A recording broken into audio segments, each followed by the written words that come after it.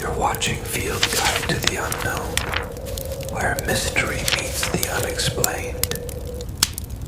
In the heart of the Appalachian Mountains, where thick forests stretch 4 miles and mist rolls endlessly through the hollows, there are stories whispered from one porch rocker to another, stories not found in history books, stories that slink through the cracks in old cabins and howl beneath moonless skies. This is one of those stories. This is the tale of the Tailypo. They say he lived alone, a man deep in the woods, far removed from the nearest neighbor or settlement. He was no villain, but neither was he a saint. He survived by hunting, by fishing, and by keeping to himself in his crumbling wooden shack, accompanied only by his 3 dogs and the silence of the trees. One autumn, leaner than most, the man found himself running low on food. His traps were empty. His rifle shots echoed unanswered. He and his dogs had gone days without a real meal. So when a strange, dark creature skittered into his clearing one night, he didn't hesitate. With a swipe of his hatchet, he cut off its long tail and the thing yelped,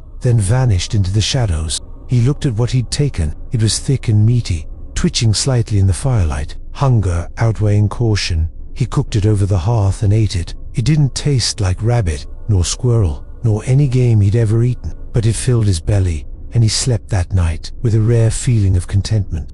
Then came the scratching, soft, almost delicate, on the wood outside his cabin.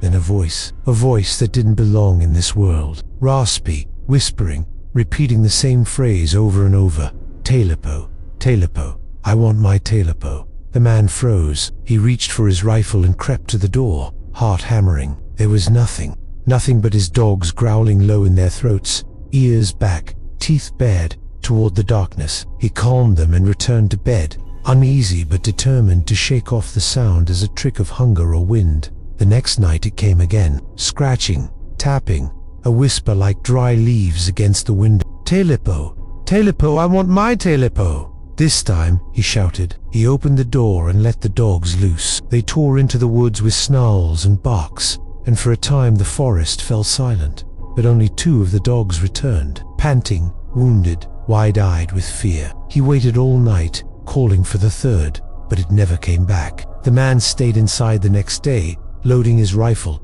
sharpening his hatchet, listening for signs.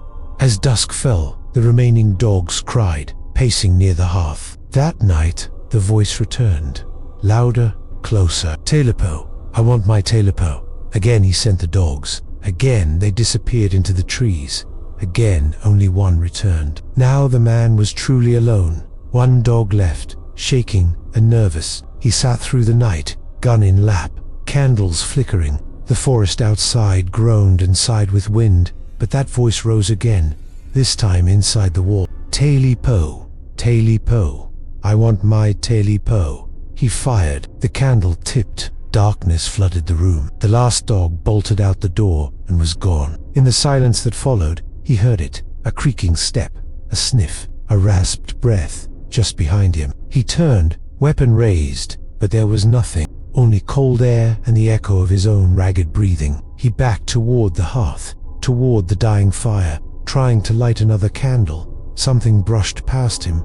Then he saw it. Yellow eyes, wet black fur, claws tapping on the wood floor. It stood upright like a man but moved like a beast. Its mouth hung open, and from it spilled the words, Tailypo, Tailypo, I want my Tailypo, Tailypo, Tailypo. What happened next depends on who tells the tale. Some say he screamed, that the creature lunged, and the cabin was found empty the next day. Others say the man was discovered curled in a corner, eyes wide, his tongue bitten clean through. But the most common ending, whispered in Appalachia long after dark, is this.